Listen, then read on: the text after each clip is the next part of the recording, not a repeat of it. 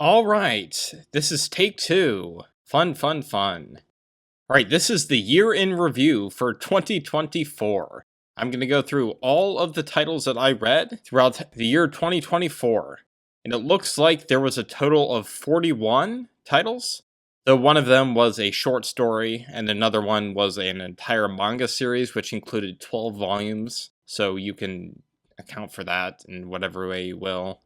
And then I guess there was also some nonfiction titles that I just read chapters of. So I don't know. Account for that in whatever way you will. Let's get into it. We don't want this to last any longer than it should. So the first title, Empire: How Britain Created the Modern World by Niall Ferguson. All right, so I started this one back in 2023. In fact, I think I mentioned it in that video, that year-end review of that video, as a currently reading book. I thought it was a very fascinating book. Originally, I read it because colonialism is a very hot button issue. It's very controversial, of course. But I thought this was a very, let's say, a very unbiased account of the Britain Empire and how it developed over the years. Basically, it's just an outgrowth of history and how, I mean, you know how history itself is basically just a long string of empires, of just how humanity has formed into groups and conquered each other and claimed land and enslaved and taken over the world progressively and built on these efforts over time. And that all has built on each other up until today. In many respects, Britain is, I was going to say the climax, but America is kind of debate in and of itself, in a way, but let's not get into that. What's interesting about the British Empire, though, is that it lasted over the course of 300 years.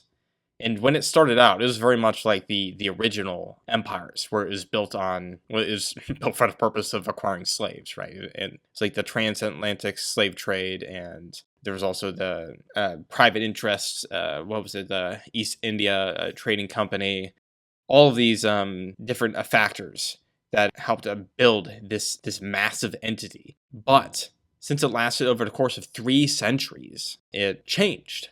And by the end, it was actually ending slavery across the globe, right? So it had a very varied impact once you take into account how it changed over time.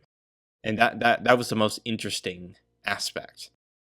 And it's one of the more interesting empires, just for that fact alone, once you look at it within a broader historical context. And that's why I think it's a very worthwhile book to read, especially in our culture today. Right, next book. This one is fiction rather than nonfiction. This is The Unbearable Heaviness of Being, or Life Reviled, by Carol Wainwright. So this one is another one that I believe I started in 2023. But I did wrap it up. I gave it a 7 out of 10, it says here. That is a positive review for me, if you know how I rate things. I have a more detailed review that I posted on Goodreads. I don't believe I did not post it on my blog. I probably should, just because I want to move away from Goodreads in general. And I did not create a video, though, because it tended to be shorter. However, I did create a long video putting forward a philosophical critique of the ideas that he put forward in his book. So I will post both my review and my video critiquing his ideas below, and you can check those out if you would like to see the more detailed versions. But the general idea is that he espouses antinatalism, which is this idea that life itself is immoral, and that imposing it on somebody is an immoral act. All right, next book is nonfiction. It's called Untangled by Lisa D'Amour. And this book is about the 7 stages of development that girls go through, mainly throughout their teenage years. To be honest, I don't really remember all the finer details. I actually had to look up a summary of the book to refresh my memory. The main reason I read this is because I was doing a little bit of research for a particular character I was writing. And, I mean, for the most part, it worked. I mean, I have the character ironed out, and I'm currently writing them still. So, yeah, it worked. The book itself is a bit fuzzy, though, so that's how it works. All right, next book. This one is Chaos and Order by Stephen R. Donaldson. So this is the 4th book in the Gap cycle. It looks here, I gave this one a 9 out of 10, which I believe is either the highest or the tied for the highest rated book in the Gap cycle. I just based off of memory, this is an excellent book, and it's the penultimate book in the cycle as well. My more detailed thoughts are in both essay and video format. I will link that below. All right, next book. This is nonfiction. It's called War: How Conflict Shaped Us by Margaret Macmillan. All right, so this was not what I was expecting. For some reason, I went in expecting like an evolutionary account of human behavior and how it related to war. I mean, I guess how conflict shapes us, but whatever. It wasn't exactly that. It was more just the relationship between like culture and war and all that. And overall, I thought it was more or less an interesting read. Like one example would be gender and war. So an example would be like in so there are some discussions around A Song of Ice and Fire, for example, where there's like impassioned speeches by female characters. Like Catelyn Stark, I think there might be one or maybe even two, multiple speeches perhaps. And there's one by Elias, I almost said Elias Stark, Elia Martell. They're giving these impassioned speeches for peace. And when you actually like sit back and think about it, they're actually reasonable. Obviously, from like the reader perspective, you know, you want the blood, so it's kind of annoying, but they're completely reasonable in the context of the story, and so like they're empowering in a way because they're completely reasonable, right? So the point is, the discussion around it was talking about how the women are putting forward the reasonable, peaceful perspective, while all these warmongering men are just like bloodthirsty for conflict. So this book talks about how this is kind of like a gender stereotype in a way. It talks about how, in fact, when you look throughout history, women have often, very often, been the cheerleaders of men in war. That just because women are not the the fighters who crusade in conflict, does not mean they don't support war. So that was one interesting aspect of the story. And it also talks about the Amazonians, and it does make a case for women fighting in at least one society. I think it might have gone a little bit further than that.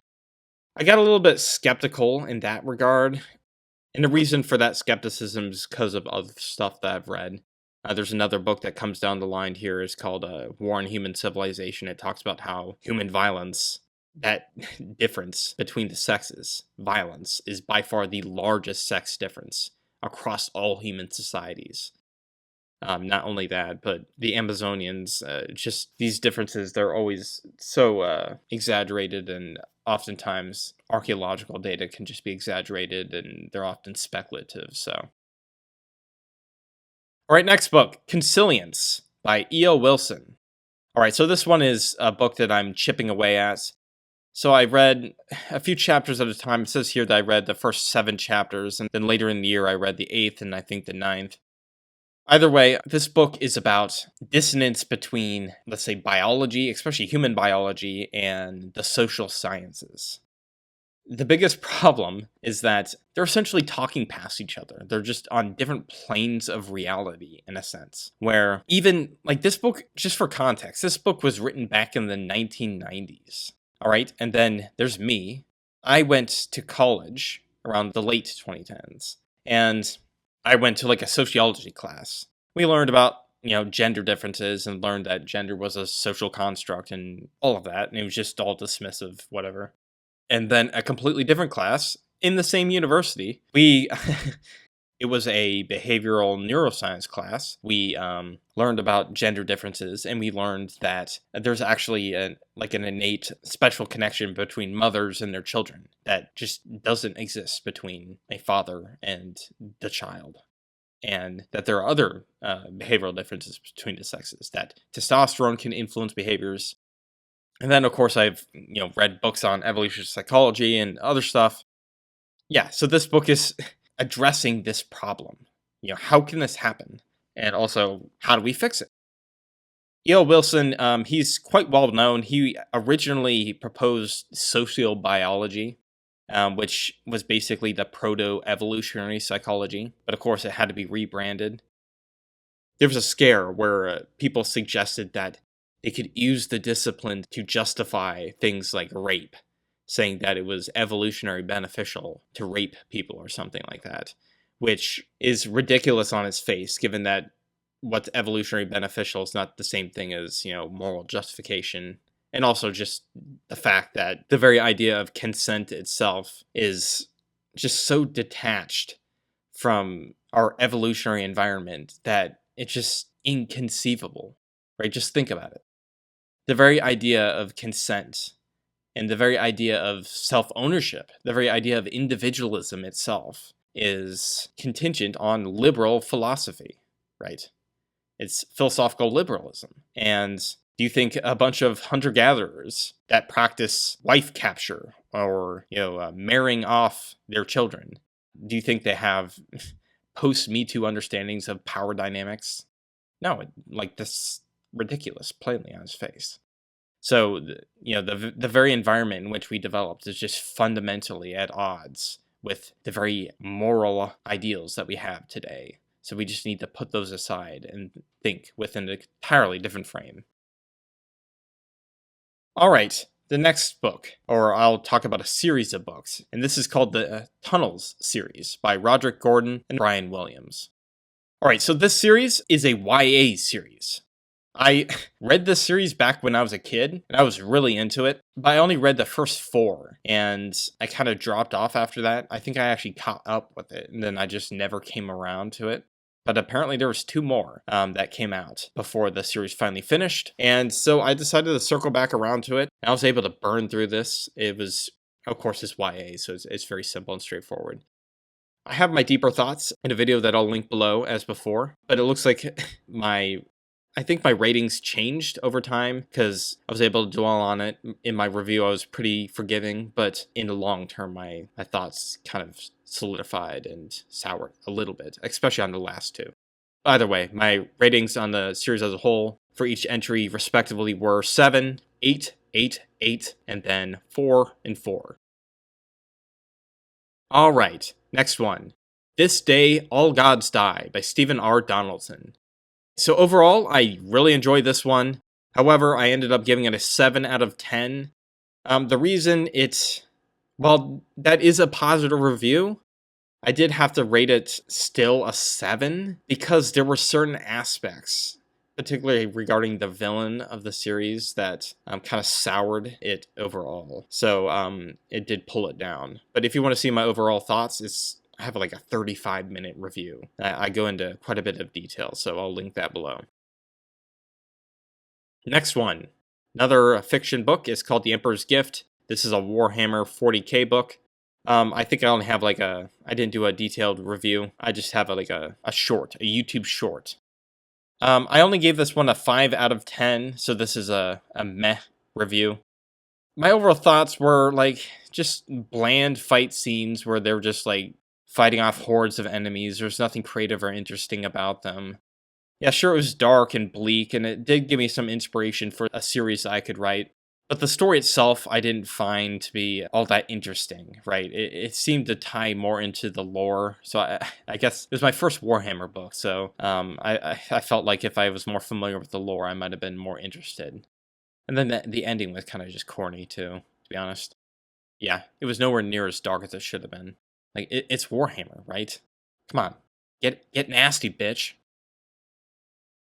All right, next one. This one is nonfiction. This is Genghis Khan and the Making of the Modern World by Jack Weatherford. I have a short for this one, as usual. I'll link it below. But for the details, this one, I thought this was a really interesting read overall.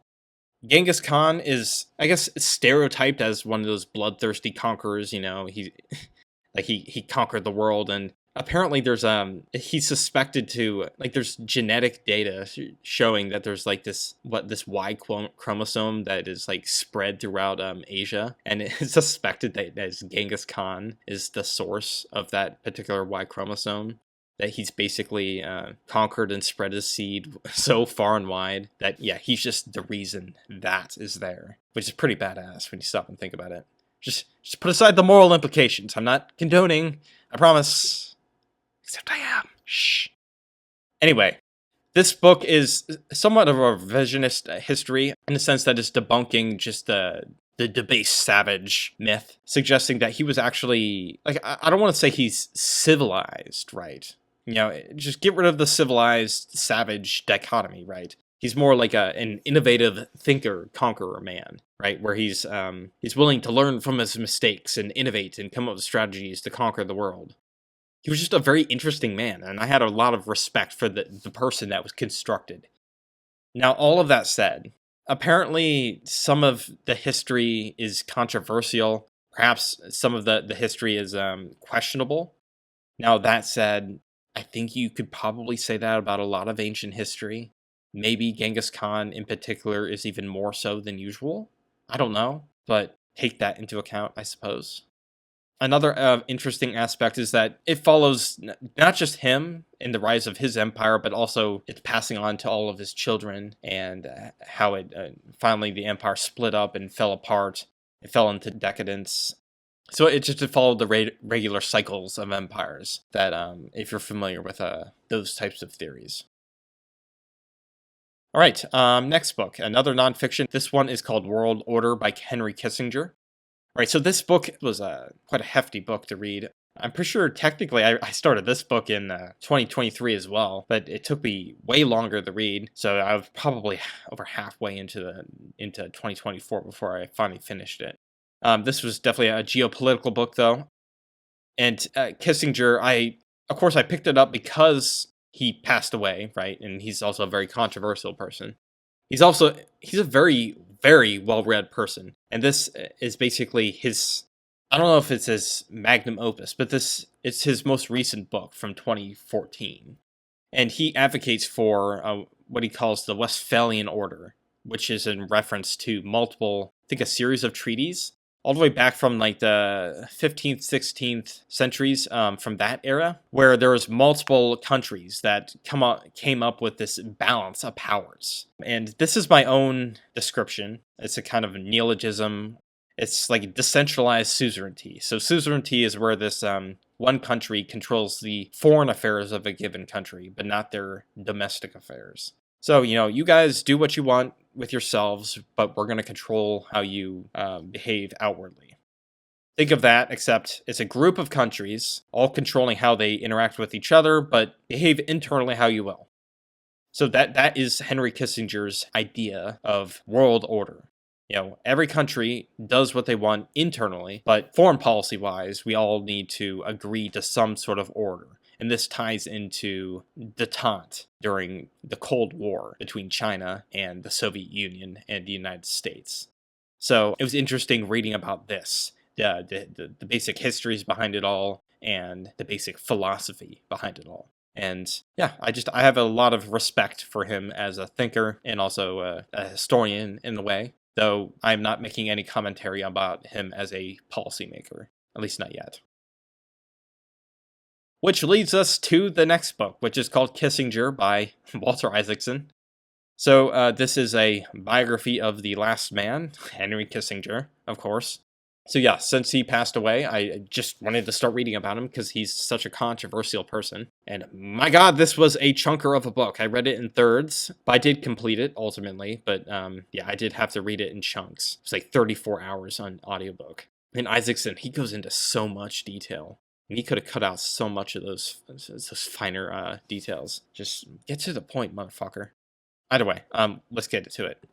It was a strange mixture of pettiness in some parts I could grasp, and then some parts where Isaacson seemed more fair and measured. So it was very strange in that way. I didn't want to say that Isaacson was completely unfair, nor do I want to say that he was he certainly wasn't fawning over him. And Kissinger actually refused to speak to him for like years afterwards because of this particular biography. So it certainly wasn't a positive one. Isaacson himself criticizes Kissinger for being too much of a realist, being too pragmatic, being too secretive, and for not being enough of an idealist. Ironically, this makes me like Kissinger more.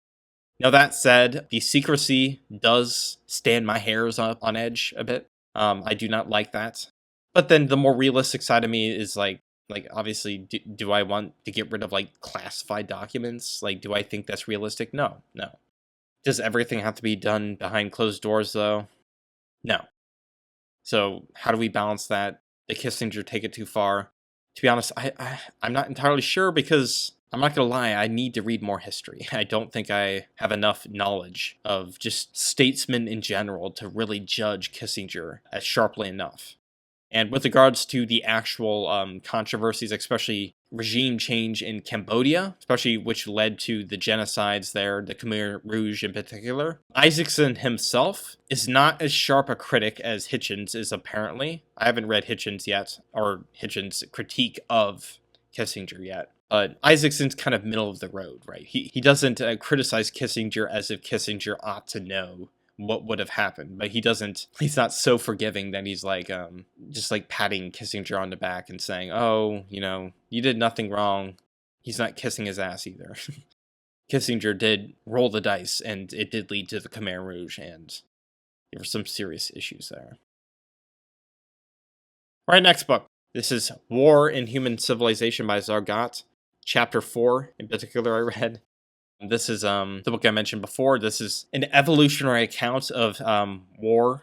And basically it goes into things like it uses game theory and applies it to evolutionary theory, because you can do that, right? You can basically predict patterns of behavior in animals in general, not just human beings. You can do it to like vampire bats, which is something that Robert Sapolsky does. But you can use that to predict how selection pressures will create or select certain behavioral patterns. So like the prisoner's dilemma then will predict why, say, war will happen, right?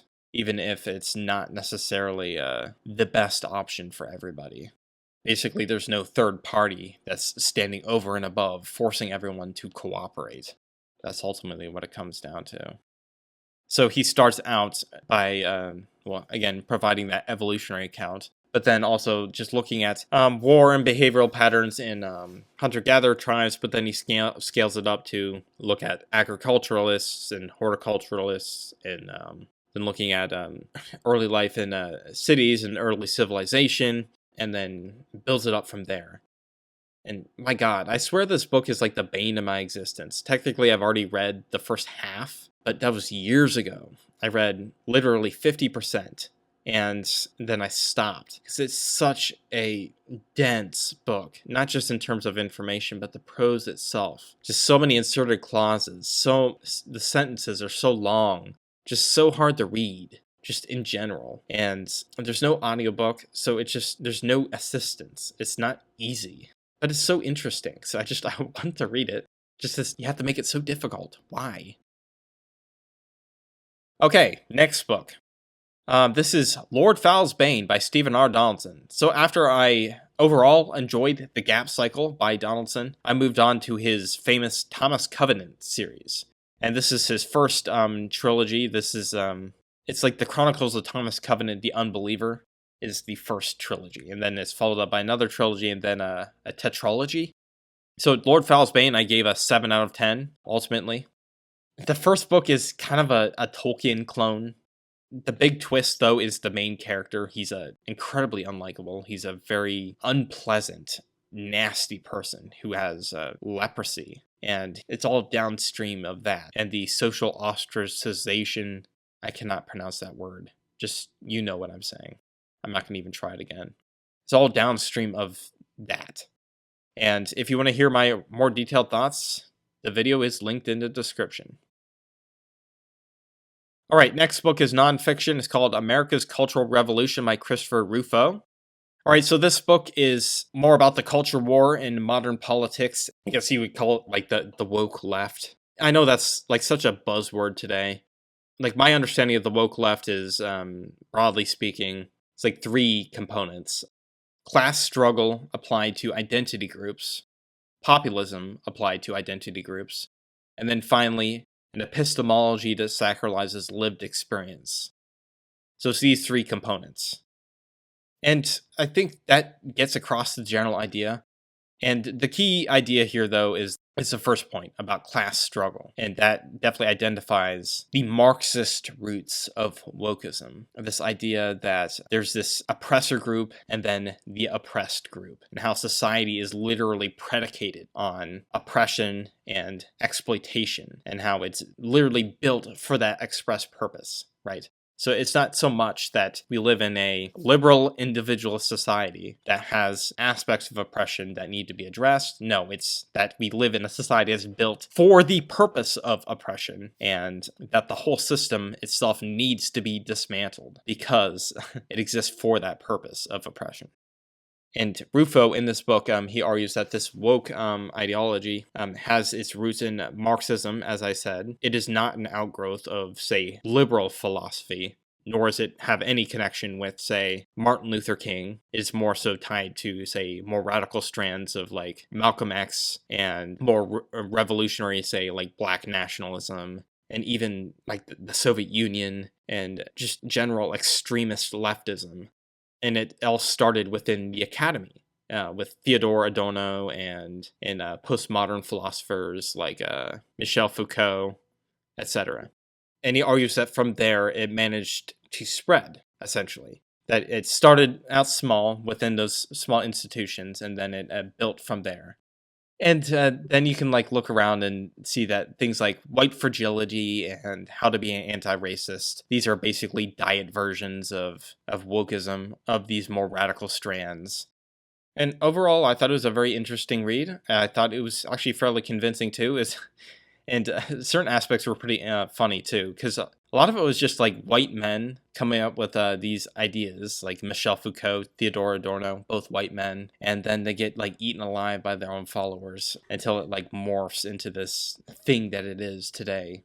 Another thing that I thought was funny was that when I was reading American Pastoral, that was like I think a couple years ago now, there was a scene, it was set in the 1960s, where, this is not a spoiler, by the way, this is like on the back cover. The daughter of the main character becomes a communist, a sympathizer with the Soviet Union, in fact, and she blows up a post office and kills somebody. And she goes off on this like political speech about how the United States is this white supremacist capitalist patriarchy and blah blah blah blah. And I remember reading this this rant, and she's portrayed as insane and indoctrinated in the book. Like I'm reading this, and it's just like, wow, this is just sounds like a normal left wing person today. So it's almost like, yeah, he's right. All right, next book. Or this one's the short story. It's called Harrison Bergeron. This is Kurt Vonnegut. This one is somewhat related to the last one. It's kind of related to value monism in a way, right? So it's this idea that if you have this core value, a single value that you value to the exclusion of all other things, and you just take it so far that it just becomes ridiculous. So there's no balance to it. It just becomes absurd. So in this case, it's like equality, where everything just has to be equalized. It's considered unfair, right? So like another character might be smarter than another one. So, you think of Albert Einstein, so we have to correct for that, right? Oh, it's an injustice that Einstein was born smarter than you. We have to fix that. Yeah, Vonnegut is just poking fun at that idea. He doesn't talk about value monism in the book or the story, but that is the general idea, is that a single value like equality taken to the extreme is ridiculous. So multiple values, think about multiple values and how they can balance each other out. How do you weigh them against each other? Because you might also value freedom, and that might stop you from intervening in certain cases. So ultimately, I gave this short story an 8 out of 10. It's a very fascinating read. All right, next book, nonfiction. This was Disunited Nations by Peter Zeihan. Right, so this was a geopolitical book, and it was a very interesting book that argues that the global order, the global economic order is basically collapsing. And he basically goes over the history of how it came to be in the first place. The argument is that it came about as a result of the Cold War. So in the wake of World War II, in fact, the United States of America had a global GDP that I believe he said it was more than the rest of the world combined. It was enormous. And we were basically funding the rest of the economy, the global economy, at our own expense. And we did this to create a coalition against the Soviet Union. In fact, now that I say that, how did the Soviet Union factor into this with regards to the GDP? I don't know. Okay, either way, what matters is that we created a coalition at our own expense against the Soviet Union. And this is what led to the global order. Because once the Soviet Union collapsed, we've just been running on autopilot, right? So we've just been continuing this global order, again, at our expense. So we've been using our navies to enforce all of these global trade routes. But the problem is that not only are we less able to fund it, but we're actually less willing as well.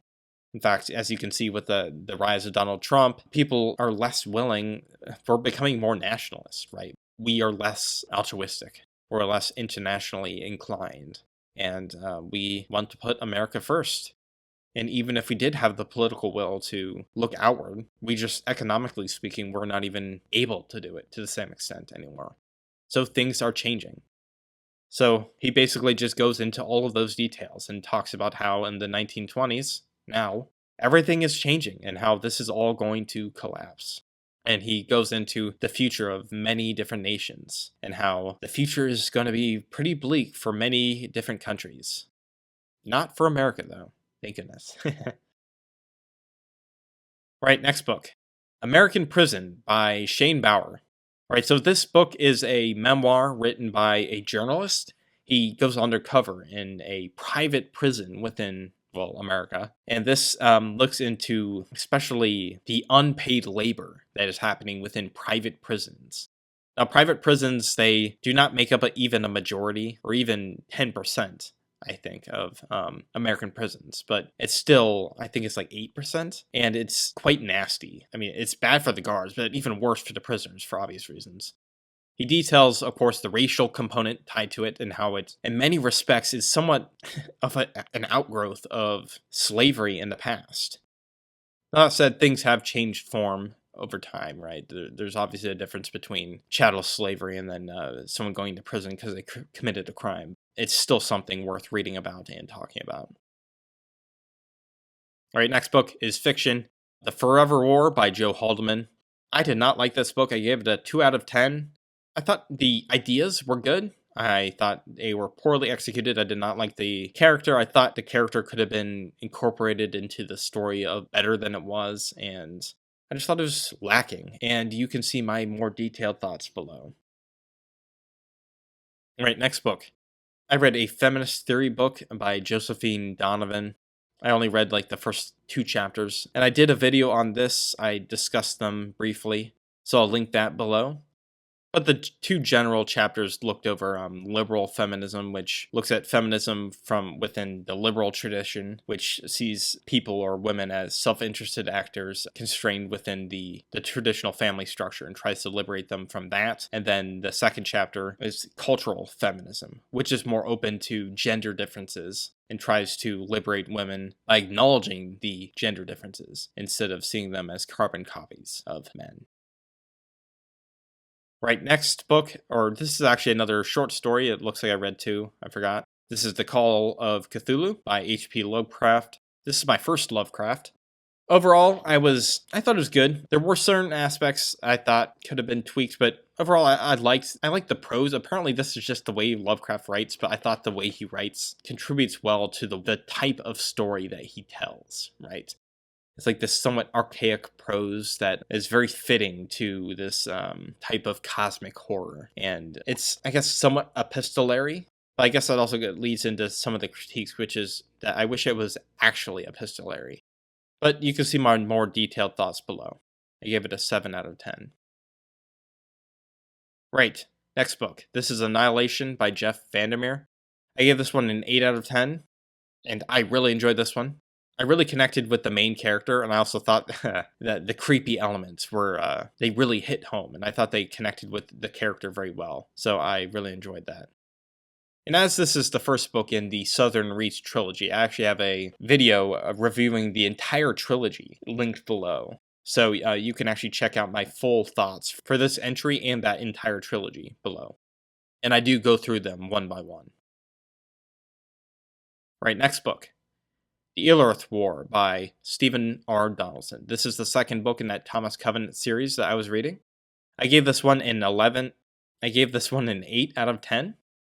Alright, so this was definitely a step up from the first one. It moves beyond the Tolkien clone phase, and it definitely solidifies itself as a standout in terms of character writing. I mean, I'm definitely that first one was a good first step, but this continues that in all of the best ways. So I really enjoyed it, and if you want my more detailed thoughts as before, link below. Right, next one, another fiction. This is Authority. This is the second entry in that Southern Reach trilogy by Jeff Vandermeer. I give this one a 3 out of 10. I did not like it. The beginning was okay. I mean, I liked the character. I liked some of the twists, the spin-off of the first one, but the way it ended was just, no. Just, what were you doing? It was disappointing. But yeah, more detailed thoughts in that trilogy review I mentioned before. Right, next one, fiction. I'm Thinking of Ending Things by Ian Reid. I gave this one a 7 out of 10. I'm actually a bit mixed on this rating. I kind of just slapped it on there. I wrote a review of this, but then I never posted it. I don't really know what to think of it, to be honest. On one hand, I really liked the overall atmosphere. I liked the overall feel of the story.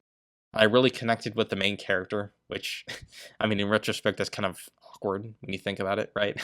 But that aside, the twist, I'm kind of mixed on. Like, on one hand, it's one of those mind-bending twists that's, like, really interesting, and I liked it, but then, was it too try-hard? Was it too contrived? I don't know. Like, really, I don't know. Alright, next book. Sapiens by Yuval Noah Harari. So this is a nonfiction book. It's about a 50,000 year history of humankind. And it starts with our evolutionary origins, and it goes throughout, well, the hunter-gatherer stage all the way up through the modern age. And man, this was a fascinating read. I think one of the more interesting things that stood out to me, we were not individualists, right? We evolved to live in hunter-gatherer bands. And in this context, we are incredibly cult-like. So when we think of cults, for example, we think of that as abnormal and toxic. In certain respects, this is actually normal. This is how we're supposed to live. We're supposed to live in very closed off, siloed off communities, where we know everyone's faces, we know everyone's reputations, where there's no state, where there's no outside world. And our entire world is those people, and where we live for the community, right? There is no individual.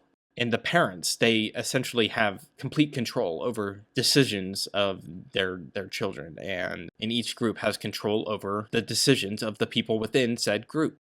And, well, as I said, they're essentially cults. And as we moved out of that stage and toward individualism, we moved, well, of course, as you scale up, you have to transition into a more state-like society, right? Once you move beyond a certain size, you can't remember each other's faces, so you have to become more hierarchical out of necessity. More explicit lines of accountability have to be drawn, and that's where the state emerges, right? And that's how you bring order in society. And now we're just becoming more and more authoritarian as a result. And it's important to remember that human beings do not care about freedom naturally. It is not natural for us to just be hands off, right? Like in the UK today, people are being arrested for tweets, right? I mean, that's what people do, right? People care what other people say. And that's because we evolved in an environment where we just lived in communities with each other, and we cared deeply about what we were saying about each other. In this new society, where our intuitions are not evolved to fit, say, an impersonal state that expresses violence to induce conformity, it's completely different. But our intuitions are still just running wild, essentially. All right, next book. I only read the first chapter of this one, but it's called Sex and Power in History by Sir Amory de Reincourt. So this book is written by he's definitely a more conservative bent. It was also written a while back. It's probably more out of date, and I don't even know if I'll come back to it. Either way, the reason I wanted to check it out is because basically everything that is written today, entirely written by people overwhelmingly left-wing politically, especially feminist and bent, even evolutionary psychology. And I wanted to check something out that was actually transgressive, and this definitely was. And I didn't take it very seriously. I mean, just by reading the first chapter, I was just like, I just wasn't seeing what he was writing. It really depends on how he builds off of it. It's just one of those things that we will have to see. All right, next book is fiction. It's Acceptance by Jeff Vandermeer. This is the final book in the Southern Reach trilogy. I gave this one a 3 out of 10, so I also did not like it. At this point, again, I liked the concept. I liked the idea of bringing everything together from the first two. But at this point, it felt so pointless. I didn't see the point in the narrative existing at this stage. I guess if you liked the series at that point, it would be interesting. But I think in the review, I literally was like, this feels like the appendix or the Silmarillion, or maybe like a short story collection, just like extra catnip for the fans in a way, right? Hey, if you like what you read, here's a little bit more. I didn't feel like it built off of anything in any way that was necessary. We didn't need it. He should have just stopped after the first one, in other words. Alright, next one. Fiction. This is Rosemary's Baby by Ira Levin. Alright, so I read this one as a read-along within Jason Furman's channel, or is on his Discord server. And I gave this one a 7 out of 10. Overall, I really enjoyed it. Apparently, this was I've never heard of this before, but apparently it's this really important book. Maybe like the original horror. But, and it's also this really famous movie as well. I've never seen the movie. In fact, apparently, before my grandmother passed away, she was watching this. Apparently, it was like weeks or days before she passed away, and she's like a Christian, as is my mother. And my mom was like watching this with her, and she's like, "What is this?" And my grandma's just like, "Oh, it's fine. I've seen this before."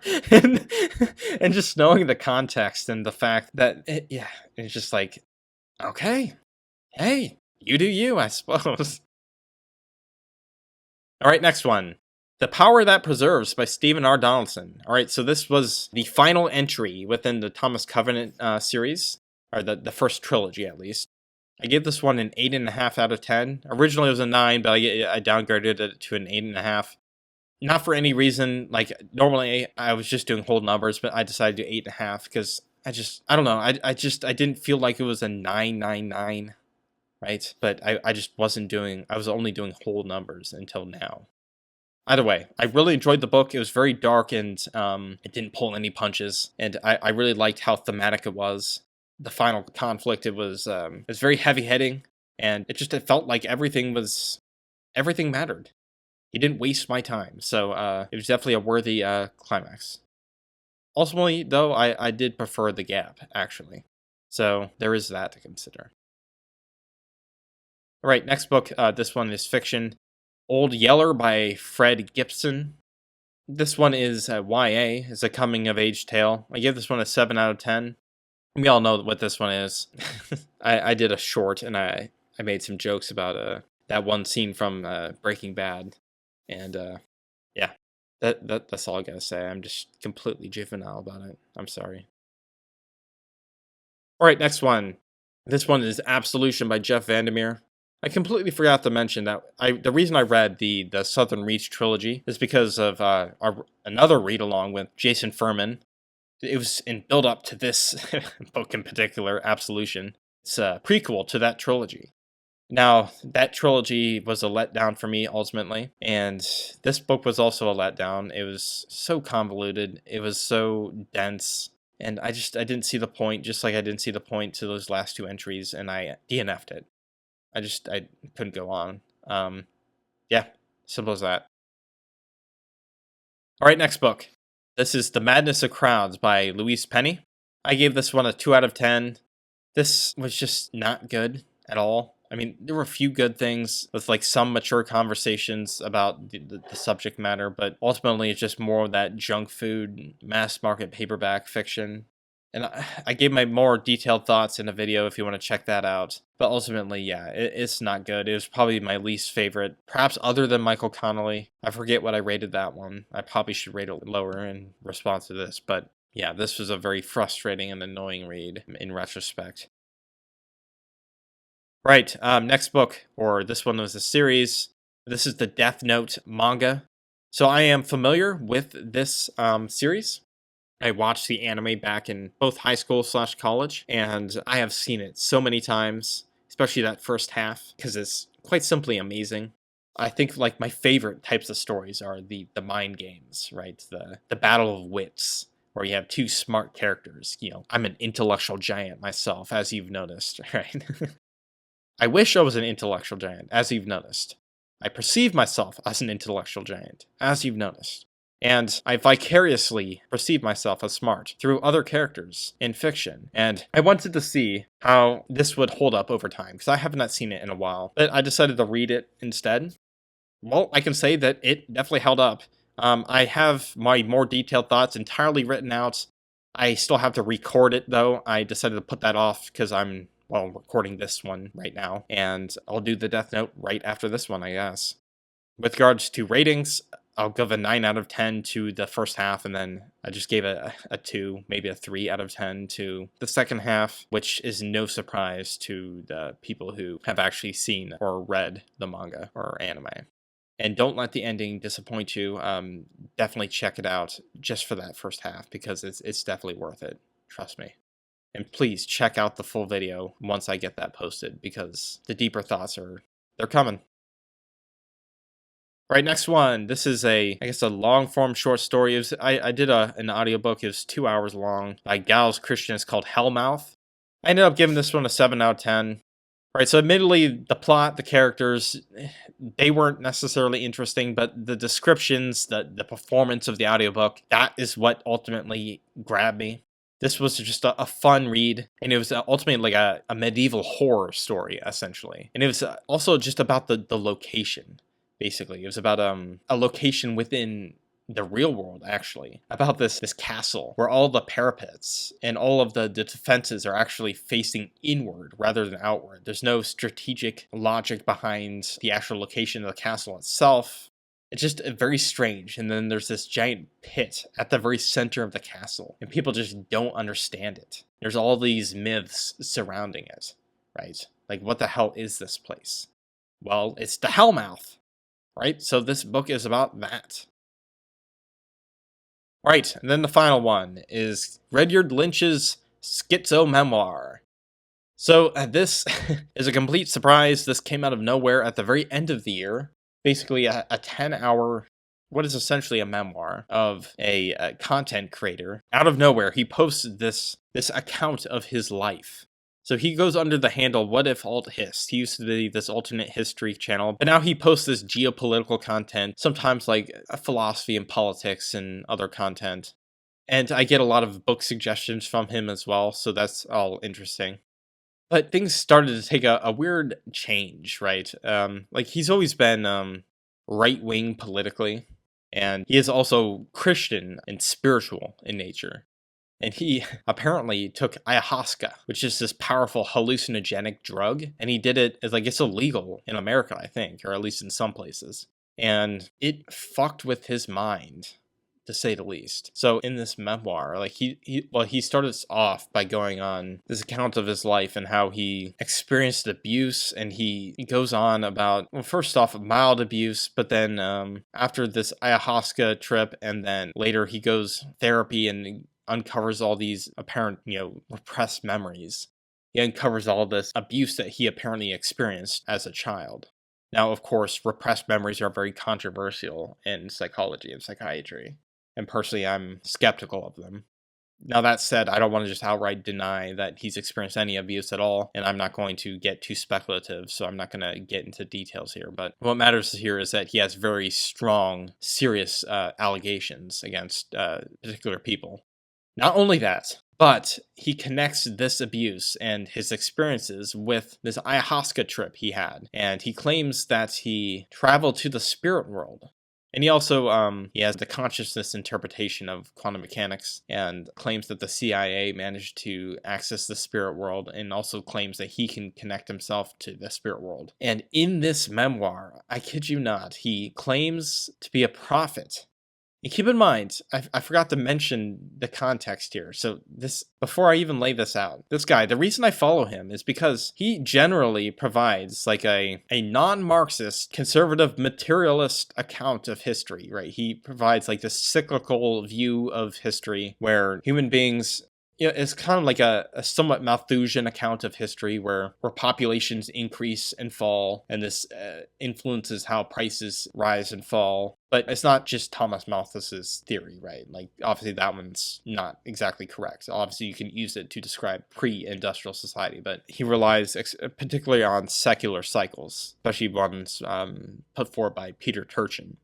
That is in particular that catches my eye, is this materialist account of history that understands human behavior in that sense.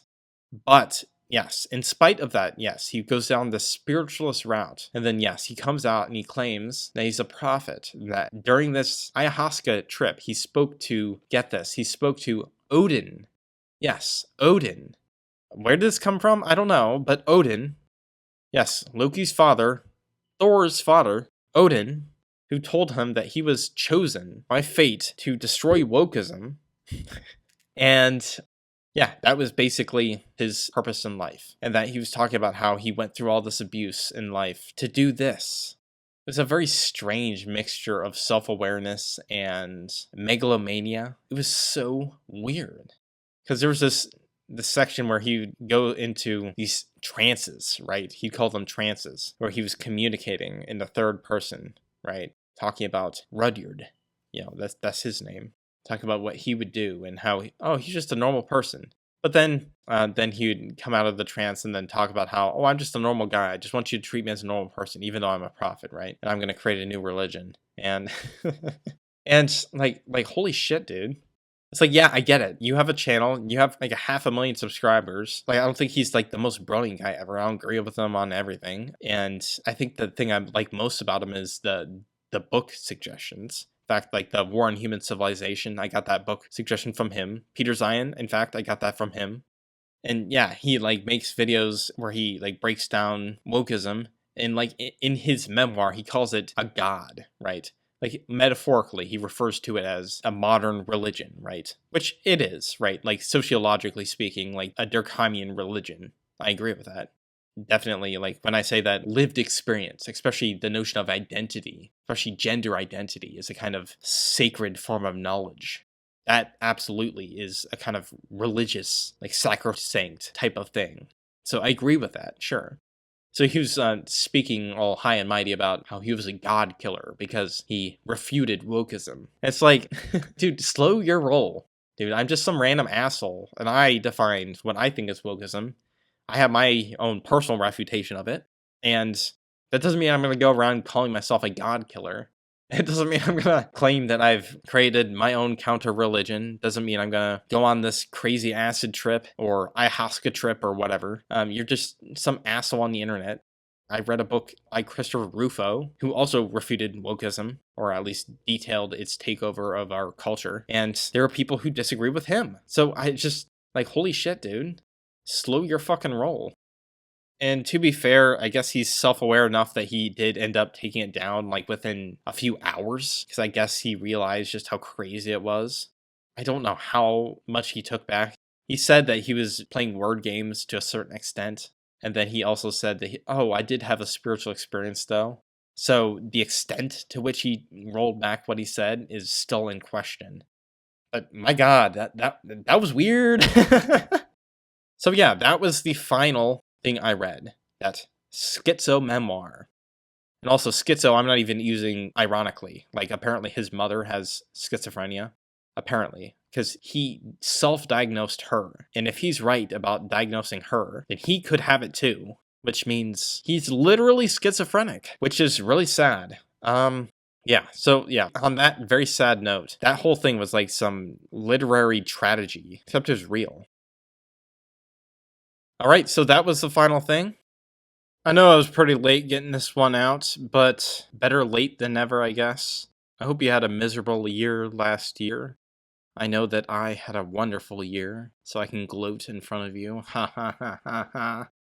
And I hope you have a wonderful and terrible year this year. I have now released both volumes of The Paths We Have Taken, which is the first arc in the Broken Reality. This is my grim, dark, epic horror fantasy series.